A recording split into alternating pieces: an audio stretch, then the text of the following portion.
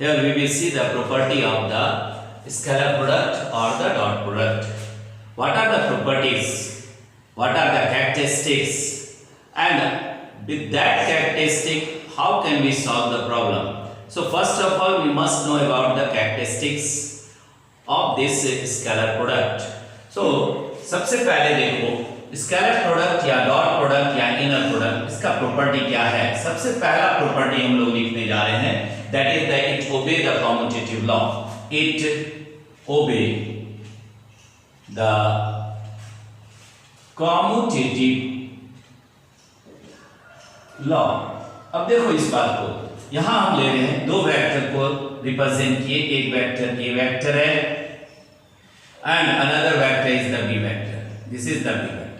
Now commutative law को देखना है तो ए वेक्टर हमने यहां लगाया और इसके साथ बी वेक्टर को रिप्रेजेंट किए, that is the B vector.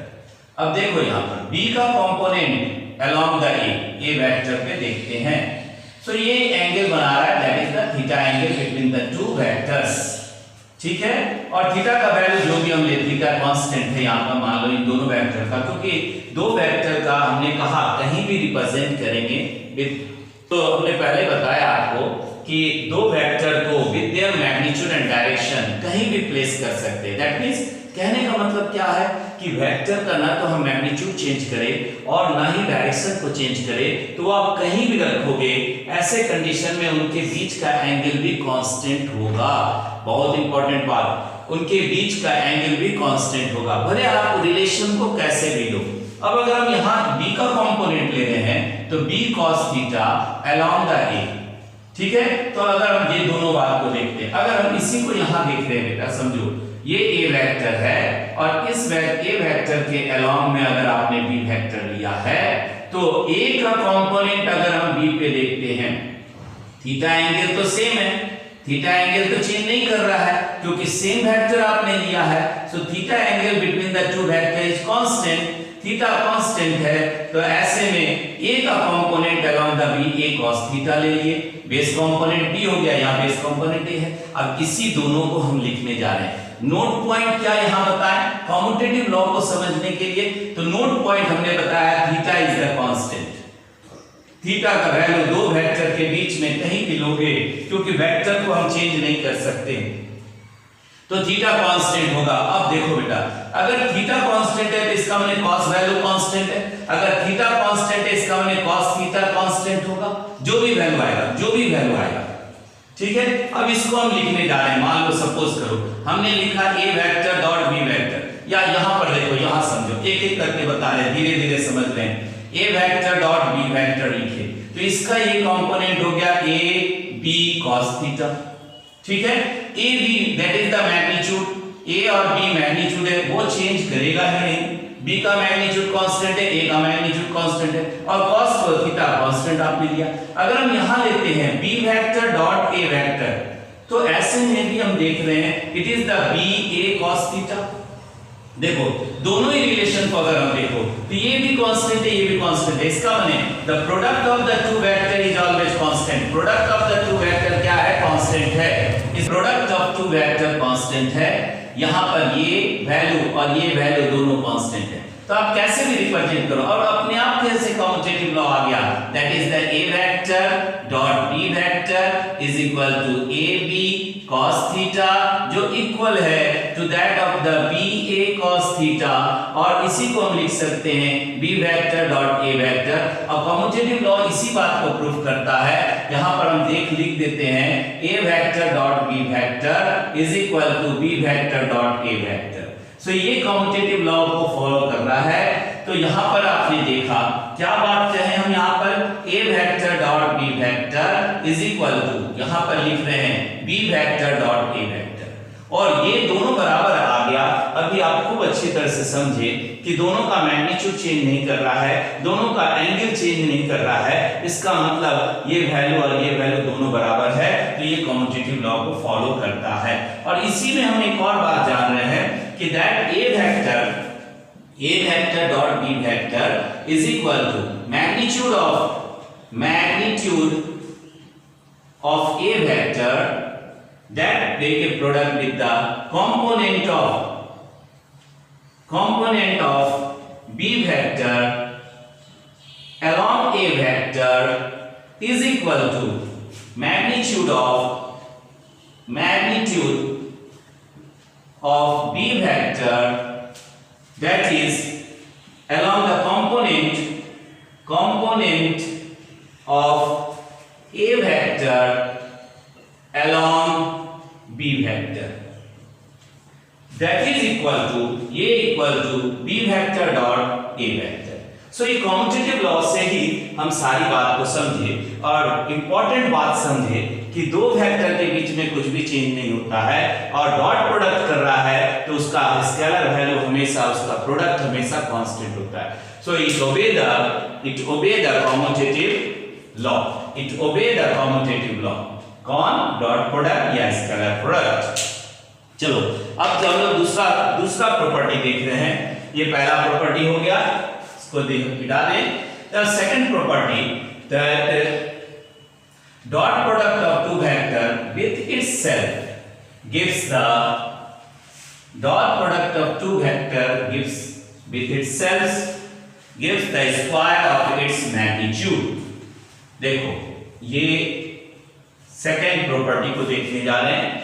Second property B number, that is dot product of a vector with itself is the square of its magnitude. इसका मतलब यहां भी हम देख रहे हैं, सिंपल बात है, a vector dot a vector is equal to a magnitude of a, magnitude of again a and cos of the angle theta.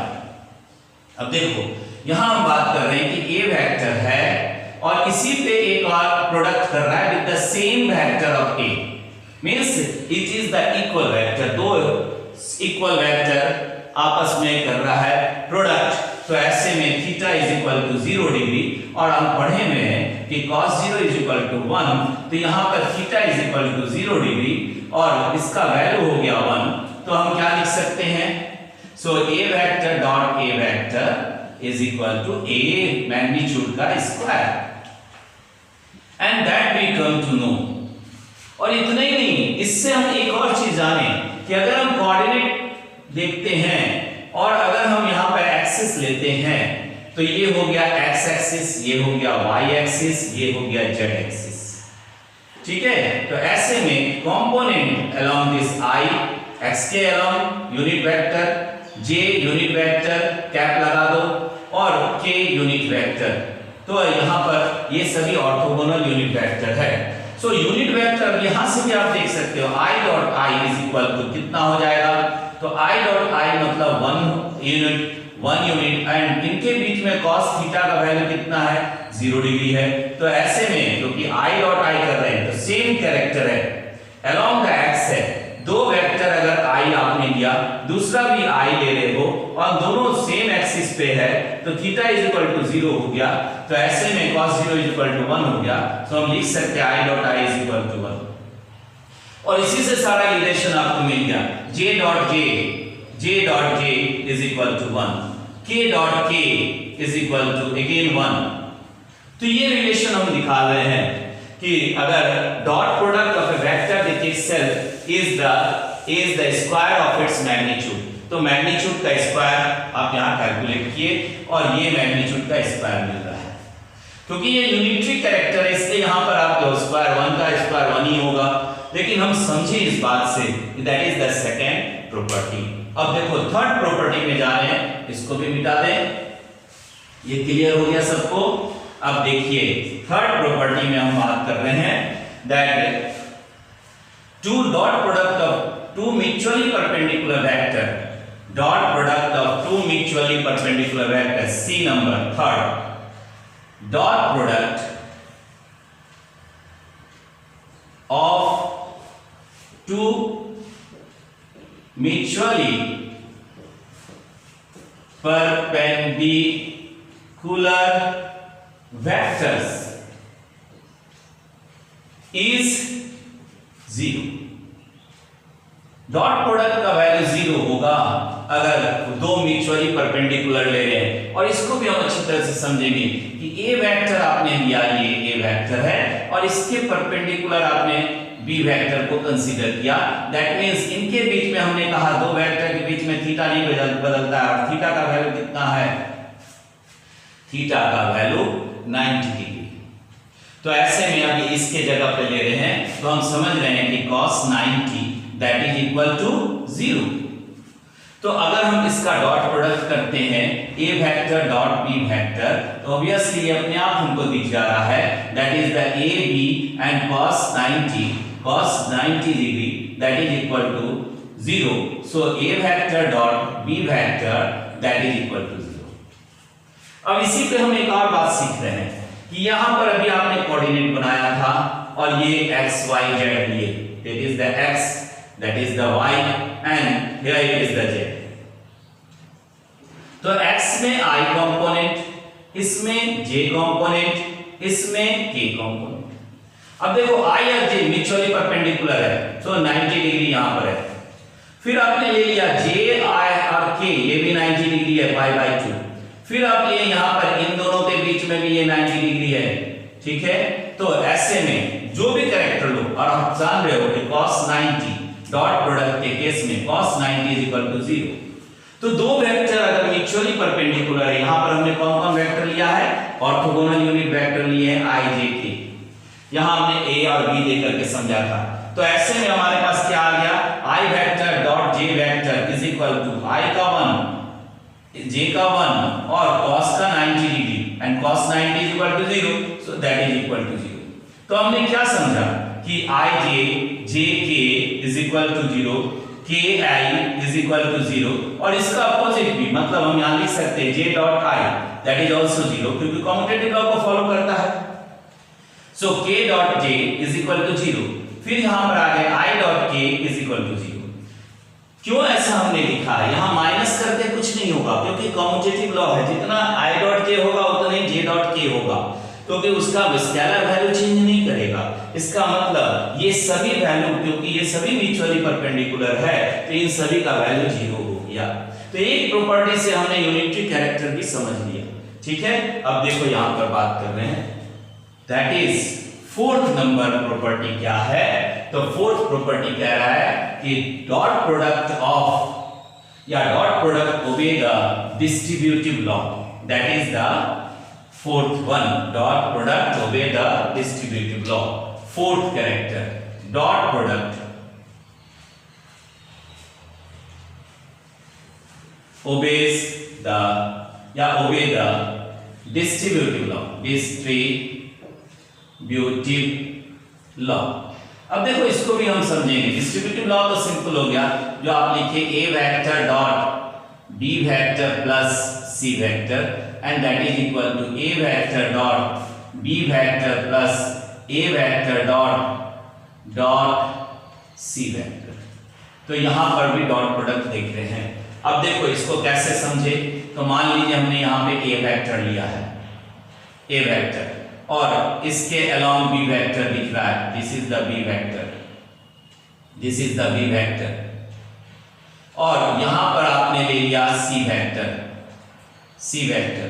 अब इसका रिजल्टेंट यहां से यहां तक रिजल्टेंट कर दिए, दैट इज c वेक्टर को आप रिजल्टेंट दिखा दिए यहां पर r रिजल्टेंट है that is the b vector plus r is equal to b vector plus c vector. दिख रहा है कि फिर से बना दे इसको, चलो एकदम साफ क्लियर देखो इसको यहां पर कि दो कैसे हम लोग यहां पर ले रहे हैं। ये वेक्टर है, this is the a vector और इनके अलोंग में b वेक्टर लगा हुआ है, this is the b vector, ठीक है, this is the b vector और इनके अलावा में यहां पर ये आपका c वेक्टर लगा हुआ है और ये आपका रिजल्टेंट हो गया r यहां b वेक्टर है, यहां c वेक्टर है, ये r हो गया। तो r इज इक्वल टू क्या हुआ, b vector plus c vector और इनका कंपोनेंट a में और यहां पर भी b का कंपोनेंट a में। तो ऐसे में ये a वेक्टर ऑलरेडी आप देख रहे हो, ठीक है। तो अब इसके साथ डॉट करेंगे तो क्या लिखेंगे, a vector dot r vector, r vector आप आपको यहां मिल रहा है resultant of this two vector. तो आप इसको क्या लिख रहे हो, that is the A vector dot R के जगह पे क्या हो गया B vector plus C vector. तो अब इसको आप फिर उसी तरह निकालेंगे, ए का कंपोनेंट बी का कंपोनेंट ए में है, बी का कंपोनेंट ए में है बी cos थीटा, और आर का कंपोनेंट दोनों का वैल्यू है।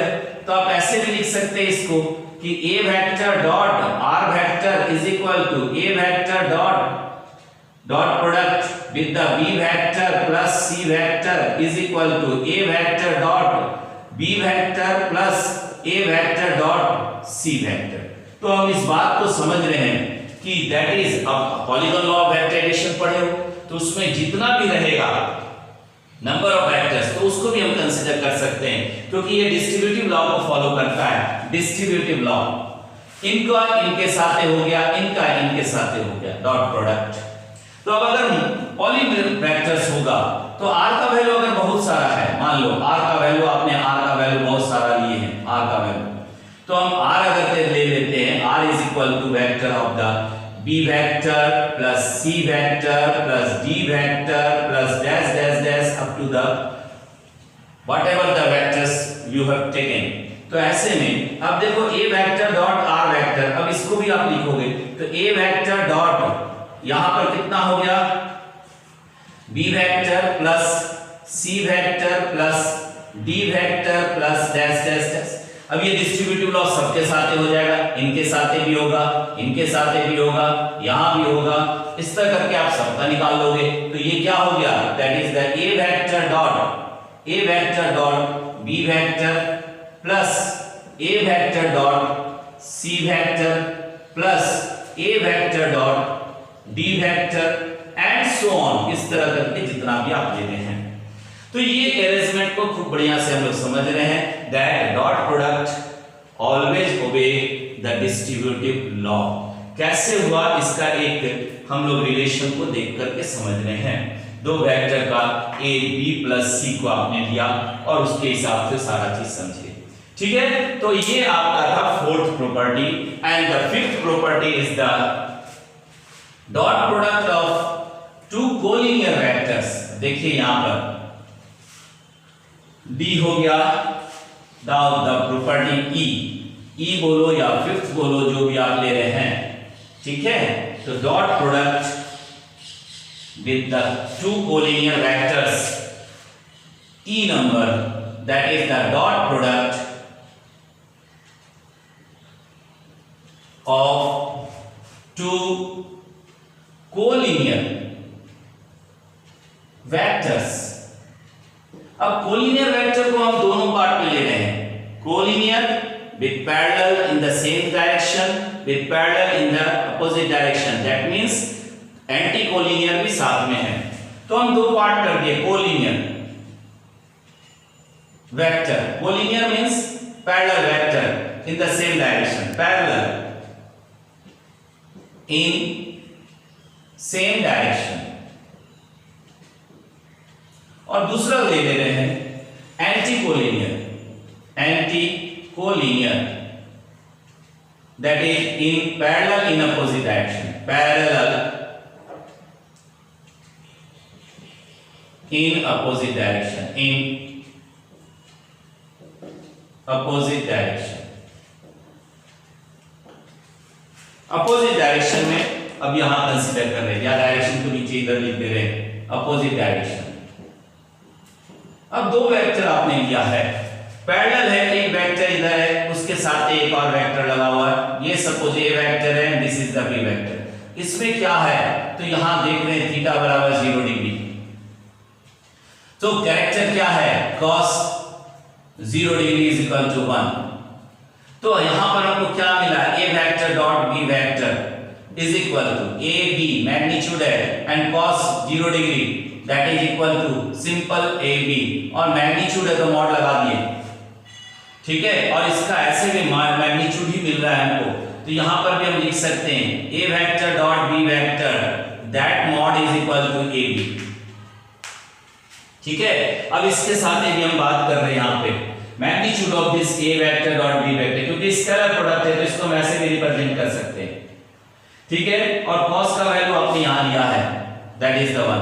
अब यहाँ भी हम बात कर रहे हैं कि अगर एंटी क्लॉकवाइज है, देखो ये ए वेक्टर है और कोई वेक्टर यहाँ पर बी वेक्टर है जो एंटी क्लॉकवाइज है, सो थीटा एंटी क्लॉक नहीं, sorry opposite, that is the antiparallel है, antiparallel, parallel in opposite direction, that is the anti parallel.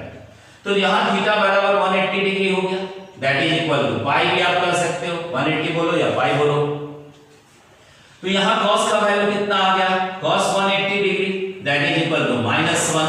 cos 180 कितने के बराबर है, -1 के बराबर है। लेकिन यहाँ मैग्नीट्यूड के बारे में बात कर रहे हैं, स्केलर वैल्यू है, स्केलर में माइनस नहीं करते हैं, तो हम यहाँ पर लिखेंगे सेम चीज, a vector dot b vector and the magnitude, मतलब कुछ भी हो, चाहे दोनों ही कंडीशन हो, that is equal to ab, and that is the most important character. समझ में आना चाहिए कि हम कोलिनियर हो या एंटी कोलिनियर हो, माइनस करके नहीं लगाएंगे ए बी को, क्योंकि ये मैग्नीट्यूड देता है, निगेटिव में मैग्नीट्यूड नहीं देते हैं। तो ऐसे में ये ए डॉट बी आपका ए बी के बराबर ही आया, मैग्नीट्यूड ऑफ दिस, ठीक है। तो ये था आपका ई नंबर, मतलब फिफ्थ नंबर, और ये फिफ्थ में है dot product of two vectors, two collinear vectors. ये देखिए, अब हम देख रहे हैं F number and that is the angle between the two vector, angle between the two vector। ये तो थीटा आपने निकाला ही है, लेकिन चलो एक बार फिर इसको देख लें, ठीक है। Angle between the two vector, ये हो गया आपका F, F हो गया angle, angle between the two vectors, दो वेक्टर के बीच का एंगल क्या है, ठीक है। तो आपने लिखा है a vector dot b vector is equal to a b cos theta, ठीक है, a b cos थीटा। तो अब यहां पर हम बात कर रहे हैं that cos theta is equal to a vector dot b vector by a b। अब ये a b क्या है, दैट इज द मैग्नीट्यूड, तो हम लिख सकते हैं a vector dot b vector bye, यहां पर हो गया a वेक्टर का मैग्नीट्यूड और b वेक्टर का मैग्नीट्यूड। तो यहां से हम थीटा निकाल लिए, थीटा इज इक्वल टू कितना हो गया, cos inverse of this a vector dot b vector. अब हम इसको मैग्नीट्यूड नहीं लिख करके सीधा सीधी a b कर दे रहे हैं, क्योंकि a का मैग्नीट्यूड है, b का मैग्नीट्यूड है। अब जो भी वैल्यू होगा उसके मैग्नीट्यूड के हिसाब से cos का वैल्यू आपको मिल गया, तो थीटा भी हम निकाल सकते हैं। अब एक छोटा सा बात और हम लोग देख लें, that is the rectangular component के केस में कैसे हम लेते हैं, ठीक है। Rectangular component of the two vectors, ठीक है, dot product of rectangular component of two vectors, ये हो गया जी number, dot product of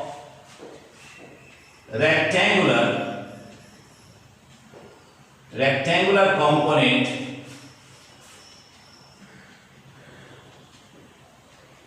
of two vectors कितना आएगा। तो ऐसे में मान लो हमने लिया ax इज इक्वल टू, या a vector is equal to, that is the axi vector plus ayj vector plus azk vector, और इनका यूनिट कैप लगा दीजिए अगर आपको आवश्यकता लगता है तो। ऐसे नहीं भी लगाएंगे तो ये सेम है, स्पेशलाइज्ड है for orthogonal unit vector. So ijk represent itself the unit character. और b वेक्टर अगर लेते हैं तो ये भी हो गया bxi plus byj plus bzk। अब इन दोनों का डॉट प्रोडक्ट करना है, तो a vector dot b vector is equal to, अब इसका रख दिए axi plus ayj plus azk dot, यहां पर आ गया डॉट, डॉट यहां देखो साफ डॉट दिख रहा है, dot of the bxi plus byj plus bzk, सब में यूनिट कैप आप लगा दीजिए। अगर यूनिट को देखने में अगर आपको लगता है तो नहीं भी लगाएंगे तो भी चलेगा। अब देखो बेटा यहाँ पर अभी हम लोग पढ़े हैं, क्या पढ़े हैं, द वेक्टर विथ इटसेल्फ और म्यूचुअली परपेंडिकुलर वेक्टर ijk है, तो ijk का रिलेशन आप अभी पढ़े, तुरंत अलग अलग कंडीशन पे पढ़े। I that is the x, that is the y and this one is the z, यहाँ हो गया I कंपोनेंट, यहाँ I यूनिट कैप, और ये हो गया J यूनिट, और यहाँ हो गया K यूनिट कैप। और ये सभी क्या है, एक दूसरे के म्यूचुअली परपेंडिकुलर है। तो ऐसे में म्यूचुअली परपेंडिकुलर है मींस यहां पर से अगर आप लेते हैं तो दैट इज पाई बाई 2, यहां से लेते हैं तो that is also pi by 2, यहां से लेते हैं तो that is also pi by 2। तो हर जगह ये पाई बाई 2 है। तीन प्लेन बन रहा है, XY plane, YZ plane and ZX plane. तो ये तीन प्लेन में रखा हुआ है। और हम ये भी जान रहे हैं कि I अगर आप लेते हो I डॉट I तो इसका वैल्यू 1 होता है। अभी हमने आप देखा है, कभी तुरंत प्रॉपर्टी में पढ़े। आप ये भी जानते हो कि I dot J is equal to 0 होता है और J डॉट I भी 0 होता है। J dot I that is also equal to 0, क्योंकि कॉम्यूटेटिव लॉ को फॉलो करता है। अभी प्रॉपर्टी में हम लोग सारा कुछ पढ़े प्रीवियस में। अब यहां देखो डिस्ट्रीब्यूटिव लॉ, देखो सब कुछ प्रॉपर्टी पे है। ये डिस्ट्रीब्यूटिव लॉ इसके साथ होगा, यहां इसके साथ होगा, यहां इसके साथ होगा। इसी तरह इनका इसके साथ होगा, इनके इसके साथ और यहां इसके साथ, माने 9 फैक्टर बनेगा। ये इनके साथ हो गया, यहां इनके साथ हो गया, यहां इनके साथ हो गया। 9 फैक्टर्स बन रहा है। लेकिन हम सब फैक्टर को नहीं लेंगे। क्यों नहीं लेंगे? क्योंकि हमारे पास सिर्फ सेम जो आप लेते हैं माने जिसमें वेक्टर विथ इटसेल्फ है वही वैल्यू 1 है। तो यहां पर हम सीधा देख रहे हैं, क्योंकि हमने प्रॉपर्टी अभी पढ़ा है, तो ये 9 फैक्टर को नहीं लिख करके हम सीधा सीधे लिखेंगे a के साथ है I dot I is equal to 1, so हम लिखेंगे ax bx। फिर I dot j 0, I dot j का वैल्यू कितना है, I डॉट j 0। फिर I डॉट k फिर 0, ठीक है। तो आप अभी पढ़े हो कि I डॉट या k dot I is equal to I dot k is equal to 0, that is the commutative law. और दोनों क्योंकि म्यूचुअली परपेंडिकुलर है तो cos का वैल्यू 0 हो गया। तो ऐसे में ये सब कैरेक्टर हम पढ़े हुए, तो हम बाकी जितना भी म्यूचुअली परपेंडिकुलर है उसको हटा दिए। अब क्या बच गया, plus ay by plus az bz। तो ये रिलेशन हमारे पास आया a डॉट b वेक्टर का। और हम अभी पढ़े, इसको हमने इक्वेशन नंबर 1 मान लिया और हम लिए यहां पर a vector dot b vector is equal to ab cos theta. ab is the magnitude और cos थीटा। अब ये हो गया इक्वेशन नंबर 2। लेकिन एक बात आप ध्यान में रखना, a का कंपोनेंट यहां पर है, इसका मैग्नीट्यूड क्या निकलेगा, इसका मैग्नीट्यूड अगर हम देखते हैं a वेक्टर का मैग्नीट्यूड मॉड लगा दिया तो ये रूट अंडर हो गया, दैट इज ax का स्क्वायर प्लस ay का स्क्वायर प्लस az का स्क्वायर। उसी तरह हम b का अगर ले मॉड करके मैग्नीट्यूड तो ये रूट अंडर हो गया, दैट इज bx का स्क्वायर प्लस by का स्क्वायर प्लस bz का स्क्वायर। तो ऐसे में इन दोनों का वैल्यू हमको यहां रख देना है, क्योंकि ये मॉड ऑफ द a है और ये मॉड ऑफ द b है, ठीक है। तो आपके पास cos थीटा आ गया, cos theta is equal to a vector dot b vector, जो अभी आप लिखे थे यहां पर a का मॉड और वेक्टर का और b का मॉड वेक्टर का, दोनों वैल्यू हमारे पास है। इनको अब बैठा दीजिए तो यहां पर आ गया ax bx plus ay by plus az bz by नीचे आ गया रूट अंडर। अब इसके साथ लिखेंगे तो ax का मैग्नीट्यूड यहां निकाले हो, bx का मैग्नीट्यूड यहां निकाले हम लोग, है ना। दोनों का अलग अलग मैग्नीट्यूड आप लिखे, यहां पर आ गया ये रहा मैग्नीट्यूड फॉर a का मैग्नीट्यूड लिए, यहां b का मैग्नीट्यूड लिए, ठीक है। तो a और b का मैग्नीट्यूड आप यहां लिखिए, तो ये हो गया रूट अंडर, यहां पर आ गया ax का स्क्वायर प्लस ay का स्क्वायर प्लस az का स्क्वायर। यहां लिखिए ax ay az का होल स्क्वायर, यहां पर होल स्क्वायर नहीं, ax का स्क्वायर ay का स्क्वायर az का स्क्वायर इनटू यहां पर फिर लिख रहे हैं दैट इज ये एक हो गया a का और ये हो गया b का, सो bx का स्क्वायर प्लस by का स्क्वायर प्लस bz का square and this is the another. तो ऐसे में हम थीटा का वैल्यू यहां से निकाल सकते हैं, मैग्नीट्यूड आ गया और रिलेशन आ गया। तो थीटा कितना हो गया, theta is equal to cos inverse, और ये पूरा बात लिख देंगे ax bx plus ay by plus az bz, ठीक है, AZ BZ, और तब आपके पास कितना आ रहा है, दैट इज यहां पर लिख दिए रूट अंडर AX का स्क्वायर प्लस AY का स्क्वायर प्लस AZ का स्क्वायर, और यहां भी आ गया root under that is the BX का स्क्वायर प्लस BY का स्क्वायर प्लस BZ का स्क्वायर। ठीक है, तो ये आपका पूरा का पूरा रिलेशन निकाल लिए, एंगल निकाल लिए between the two rectangular component, जिसका आपने रिलेशन लिया है। तो ये सारा कुछ जो आप देखिए यहाँ पर, these are the property and how to solve this one. ठीक है, एंगल भी निकालने सीखे, प्रॉपर्टी भी जाने। In the next video we go through the numericals for this particular scalar product or dot product. Good luck.